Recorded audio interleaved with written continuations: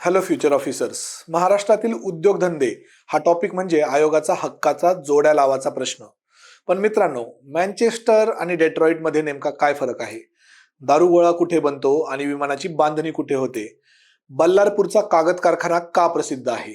आजही आपण फक्त फॅक्ट्स पाठ करणार नाही, तर नकाशांच्या मदतीने महाराष्ट्राचे द बिग 5 उद्योग आणि त्यांचा देशातील वाटा सविस्तरपणे पाहणार आहोत. चला थेट ब्लू प्रिंटवर नजर टाकूया. सर्वात आधी पाहूया महाराष्ट्राच्या औद्योगिक विकासाचा पाया. आज आपण पाहणार आहोत महाराष्ट्रातील उद्योगधंदे. या सविस्तर लेक्चरमध्ये आपण राज्याची संस्थात्मक रचना, प्रमुख औद्योगिक क्षेत्रे आणि आपला समृद्ध पारंपरिक वारसा सविस्तरपणे पाहणार आहोत. महाराष्ट्र हे भारताचे आर्थिक इंजिन आहे. देशाच्या एकूण औद्योगिक उत्पादनात राज्याचा सर्वाधिक वाटा आहे. भक्कम पायाभूत सुविधा आणि संस्थात्मक पाठबळामुळे हे राज्य गुंतवणुकीचे प्रमुख केंद्र बनले आहे. इथे आधुनिक IT आणि ऑटोमोबाईल तंत्रज्ञानापासून ते प्राचीन हस्तकलेपर्यंतचा अनोखा संगम पाहायला मिळतो. कोणत्याही राज्याचा विकास हा धोरणात्मक संस्थांवर अवलंबून असतो. महाराष्ट्राच्या औद्योगिक विकासाचे हे 4 भक्कम स्तंभ पहा.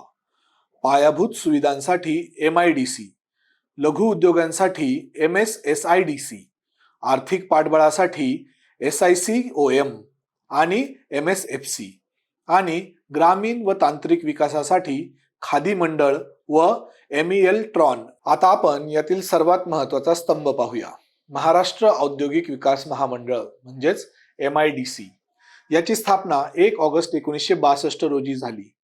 राज्यातील औद्योगिक विषमता दूर करणे आणि उद्योगांना जागा व पायाभूत सुविधा पुरवणे हे याचे मुख्य उद्देश आहे. आज घडीला राज्यात 271 पेक्षा अधिक MIDC क्षेत्रे कार्यरत आहेत. आता दुसरा महत्वाचा स्तंभ लघु उद्योग व गुंतवणूक महामंडळे पाहूया. MSSIDC याची स्थापना 19 ऑक्टोबर 1962 ला झाली असून मुख्यालय मुंबईत आहे. हे लघु उद्योगांना कच्चा माल व वित्त पुरवते. तर SICOM ची स्थापना 1966 ला झाली, ज्याचा मुख्य उद्देश राज्याच्या विकसनशील भागात मोठ्या आणि मध्यम उद्योगांसाठी गुंतवणूक आकर्षित करणे हा आहे. आता इतर 3 प्रमुख संस्था लक्षात ठेवा. 1962 मध्ये MSFC म्हणजेच काय, राज्य वित्त महामंडळ आणि खादी व ग्रामोद्योग महामंडळ, ज्यात 116 ग्रामीण उद्योगांचा समावेश आहे, यांची स्थापना झाली. तर राज्यात इलेक्ट्रॉनिक्स उद्योगाला चालना देण्यासाठी 1978 मध्ये MEL-TRON स्थापना करण्यात आली. मित्रांनो, संस्थांचा पाया तर आपण पाहिला, पण आता वेळ आली आहे महाराष्ट्राच्या अर्थव्यवस्थेचा कणा असणाऱ्या द बिग 5 उद्योगांची. तुम्हाला माहिती आहे का, देशात सर्वाधिक साखर उत्पादन उत्तर प्रदेशचे असले तरी कारखाने मात्र महाराष्ट्रात जास्त का आहेत? आणि देशातील 50% प्रवासी वाहने एकाच शहरात कशी बनतात? चला आकडेवारीचा खेळ समजून घेऊया. आता पाहूया राज्याचे 5 सर्वात मोठे उद्योग. आता इथे महाराष्ट्रातील द बिग 5 उद्योग आणि त्यांचा देशातील वाटा पहा. साखर आणि रसायन उद्योगात आपण 40% वाटा उचलतो. कापड उद्योगात 25%, वाहन उद्योगात 20% आणि कागद उद्योगात 15% वाटा आहे. हे 5 उद्योग आपल्या अर्थव्यवस्थेचा मुख्य कणा आहे. तर आपण आता पहिला साखर उद्योग, शुगर इंडस्ट्री पाहूया. भारतातील एकूण उत्पादनात आपला वाटा 40% आहे. हा उद्योग प्रामुख्याने पश्चिम महाराष्ट्र, त्यामध्ये अहिल्यानगर, पुणे, सातारा, कोल्हापूर या जिल्ह्यात केंद्रित आहे. येथील सर्वात मोठे वैशिष्ट्य म्हणजे हे कारखाने सहकारी तत्वावर चालतात, जिथे ऊस उत्पादक शेतकरीच कारखान्याचे मालक म्हणजेच शेअर होल्डर्स असतात. दुसरा मोठा उद्योग म्हणजे रसायन उद्योग, केमिकल इंडस्ट्री. यातही आपला देशात 40% वाटा आहे. रायगडमधील पाताळगंगा आणि पालघरमधील तारापूर हे देशातील सर्वात मोठे रसायन निर्मितीचे पट्टे आहेत. येथे खते, कीटकनाशके, पेट्रोकेमिकल्स आणि औषधे निर्माण उद्योग चालतो. तिसरा मोठा उद्योग म्हणजे कापड उद्योग, टेक्सटाईल इंडस्ट्री. याचा 25% वाटा आहे. हा उद्योग 10 लाखांहून अधिक लोकांना रोजगार देतो. मुंबई हे ऐतिहासिक सूतगिरण्यांचे केंद्र आहे. कोल्हापूरमधील इचलकरंजीला महाराष्ट्राचे मँचेस्टर म्हणतात. येथे सर्वाधिक यंत्रमाग आहेत. तर नागपूर हा कच्च्या मालाचा पट्टा आहे. चौथा उद्योग आहे वाहन उद्योग, ऑटोमोबाईल सेक्टर. यामध्ये महाराष्ट्राचा वाटा हा 20% आहे. पुण्याचे नाव यामध्ये आघाडीवर आहे. सर्वात मोठी फॅक्ट लक्षात ठेवा, संपूर्ण देशातील तब्बल 50% प्रवासी वाहने म्हणजेच पॅसेंजर व्हेकल्स एकट्या पुणे आणि आजूबाजूच्या परिसरात बनवली जातात. याशिवाय नाशिक आणि छत्रपती संभाजीनगर ही महत्वाची केंद्रे आहेत. पाचवा महत्वाचा उद्योग आहे कागद उद्योग, पेपर इंडस्ट्री. याचा 15% वाटा आहे. हा पूर्णपणे जंगलावर म्हणजेच बांबू आणि लाकूड यावर आधारित उद्योग आहे. यामध्ये आयोगाचा ट्रॅप लक्षात ठेवा. चंद्रपूरमधील बल्लारपूर हे केवळ महाराष्ट्रातीलच नव्हे तर भारतातील सर्वात मोठी कागद गिरणी आहे. कच्च्या मालाचा तुटवडा ही या उद्योगाची प्रमुख समस्या आहे. आता पुढील उद्योग पाहूया, जो आहे इलेक्ट्रॉनिक्स आणि IT उद्योग. पुणे हे IT आणि हार्डवेअर निर्मितीचे प्रमुख केंद्र आहे. मुंबईतील SEEPZ म्हणजेच Santacruz electronic export processing zone हे निर्यातीचे प्रमुख जाळे आहे आणि नाशिक आता उदयोन्मुख टेक हब बनत आहे. मित्रांनो, आता आपण एका अशा टप्प्यावर आलो आहोत जिथून आयोगाचे सर्वाधिक जोड्या लावाचे प्रश्न विचारले जातात. मिग लढाऊ विमाने कुठे बनतात? देहू रोड आणि वरणगाव मध्ये काय फरक आहे? आणि लाकडी खेळणी म्हटलं की कोणता जिल्हा आठवतो? हा भाग अत्यंत लक्षपूर्वक ऐका, कारण इथून तुमचे 2 मार्क 100% पक्के होणार आहेत. आता आपण सुरू करूया देशाची ढाल बनणाऱ्या संरक्षण उद्योगाची माहिती आणि राज्याच्या सांस्कृतिक वारशाची माहिती. संरक्षण साहित्य उद्योग. सुरक्षित भौगोलिक रचना आणि पायाभूत सुविधांमुळे राज्याला लष्करी उत्पादनात मोक्याचे स्थान प्राप्त झाले आहे. दारुगोळा, स्फोटके आणि विमान बांधणी यामध्ये महाराष्ट्राचे देशाच्या सुरक्षिततेत अभेद्य योगदान आहे. संरक्षण उद्योगाचे अचूक नकाशे पहा. दारुगोळा निर्मिती प्रामुख्याने पुण्याच्या देहू रोड येथे होते, तर बंदुकीची दारू म्हणजेच गन पावडर प्रामुख्याने 4 ठिकाणी बनते. ते आहेत जळगावमधील वरणगाव, नागपूरमधील वाडी, भंडाऱ्यातील जवाहरनगर आणि चंद्रपूरमधील भद्रावती चांदा. या जोड्या नीट पाठ करा. आता आपण विमान बांधणी आणि इतर संरक्षण सामग्री उद्योग पाहूया. नाशिकमधील ओझर येथे मिग लढाऊ विमानांची बांधणी होते.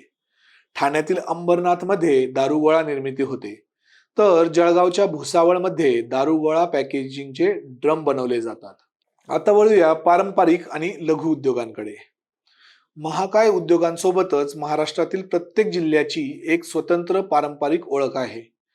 हे कौशल्य आधारित उद्योग लाखो स्थानिक कारागिरांना आणि विणकरांना उपजीविका मिळवून देतात. सुरुवातीला पाहूया हस्तकला आणि खेळणी उद्योग. पहिला, एक लाकडी खेळण्यांसाठी सिंधुदुर्गमधील सावंतवाडी जगप्रसिद्ध आहे. काडीपेटी उद्योगासाठी ठाण्यातील अंबरनाथ प्रसिद्ध आहे, तर जहाज बांधणीसाठी म्हणजेच शिप बिल्डिंगसाठी मुंबईचे माझगाव डॉक ओळखले जाते. आता पाहूया वस्त्रोद्योग आणि रेशीम उद्योग. भंडाऱ्यातील एकोडी येथे रेशीम उद्योग चालतो. नाशिकमधील येवला आणि छत्रपती संभाजीनगर मधील पैठण येथे जागतिक कीर्तीच्या पैठणी साड्या विणल्या जातात. पैठण हे हिमरू शालींसाठी देखील प्रसिद्ध आहे, तर कोल्हापूरचे इचलकरंजी हे पारंपरिक लुगडी उद्योगासाठी केंद्र आहे. आता पाहूया विडी निर्मिती व कृषी अवजारे उद्योग.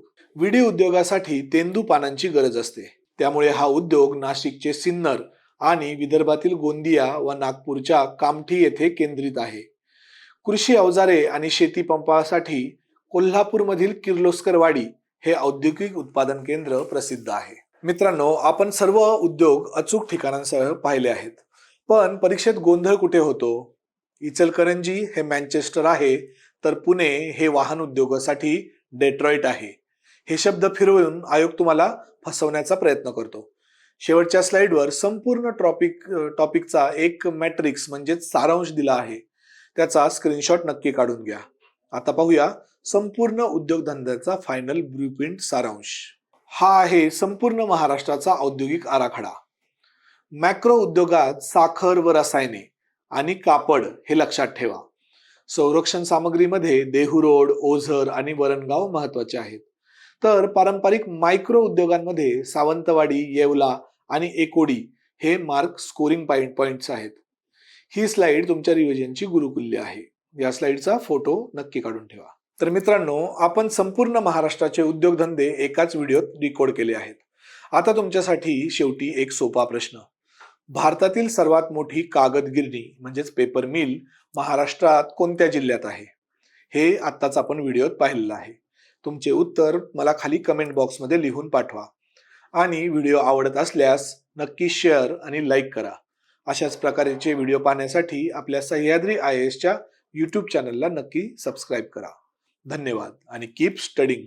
MPSC वर्णनात्मक किंवा UPSC परीक्षेची तयारी करताय तर तुम्हाला माहिती आहेच की प्रत्येक महिन्याच्या चालू घडामोडी किती महत्त्वाच्या असतात आणि विविध स्रोतांमधून माहिती एकत्र करायला किती वेळ लागतो ते. पण जर हे सर्व महत्त्वाचे मुद्दे सारांश रूपात तज्ञांद्वारे बनवून रेडीमेड एकाच ठिकाणी मिळाले तर यासाठीच आम्ही घेऊन आलो आहोत सह्याद्री पल्स, एक दरमहा पब्लिश होणारं मासिक. मासिक मराठी आणि इंग्रजी या दोन्ही भाषांमध्ये उपलब्ध आहे. ज्या भाषेत तुम्हाला सोयीचं वाटेल ती निवडा. पूर्व परीक्षा आणि मुख्य परीक्षा यांचे भाग स्वतंत्र दिले आहेत. त्यामुळे फॅक्ट्स कुठे वाचायच्या आणि डायनॅमिक म्हणजेच विश्लेषणात्मक विषय कुठे ते तुम्हाला स्पष्टपणे समजेल. हे एक रंगीत मासिक आहे ज्यामध्ये इन्फोग्राफिक्स, तक्ते, उपशीर्षके अर्थातच सब हेडिंग्स यांचा देखील समावेश आहे. हे सर्व स्मरणशक्तीस मदत करतं आणि फास्ट रिव्हिजनसाठी देखील उपयोगी ठरतं. या मासिकातील सह्याद्री स्पेशल्स आणि फीचर आर्टिकल्समध्ये महिन्यातील 3 ते 4 मुद्द्यांवर सखोल विश्लेषण असते, जे संकल्पनात्मक स्पष्टता देतात आणि निबंध व मुलाखतीसाठी तुम्हाला उपयुक्त ठरू शकतात. प्रत्येक लेखात महत्त्वाचे कीवर्ड्स, आकडेवारी, चांगले प्रशासकीय उपक्रम म्हणजेच बेस्ट प्रॅक्टिसेस, वे फॉरवर्ड यांचा समावेश आहे. आणि विशेष म्हणजे लेख मुख्य परीक्षेच्या उत्तरलेखनाच्या म्हणजेच आन्सर रायटिंग फॉर्मॅटमध्ये लिहिलेले आहे. प्रत्येक मुख्य परीक्षा लेखानंतर UPSC स्तराचा सराव प्रश्न दिला जातो, म्हणजेच वाचनासोबत विचार आणि उत्तरलेखनही होईल. हे मासिक फक्त चालू घडामोडी पुरते मर्यादित नसून आवश्यक तेवढं स्टॅटिक कंटेंट देखील कव्हर करतं. त्यामुळे हे मासिक दरमहा रिव्हिजनसाठी वापरायला योग्य आहे. त्यात मार्क करा, नोट्स काढा आणि हायलाइट करा. तुम्हाला हे मासिक प्रत्येक महिन्याच्या 5 तारखेपर्यंत उपलब्ध करून देण्याची जबाबदारी आमची, म्हणजे अभ्यासामध्ये उशीर होत नाही. जानेवारी व फेब्रुवारी महिन्यातील इंग्रजी तसेच मराठीमधील मासिकांच्या PDF files Sahyadri IAS Telegram चॅनलवर आधीच फ्रीमध्ये उपलब्ध करून देण्यात आलेले आहेत. यापुढील महिन्यांचे मॅगझिन मिळवण्याकरता फक्त एकदाच सिंपल गुगल फॉर्म भरावा लागेल आणि मासिकाची PDF प्रत थेट तुमच्या WhatsApp क्रमांकावर पाठवली जाईल. गुगल फॉर्मची लिंक खाली देण्यात आली आहे. तसेच टेलिग्राम चॅनलवर देखील उपलब्ध आहे. तुमच्या MPSC प्रवासासाठी विश्वासार्ह अभ्यासपर साधने हवी असतील तर सह्याद्री पल्स मासिकाचा दरमहा अभ्यासाचा भाग बनवा.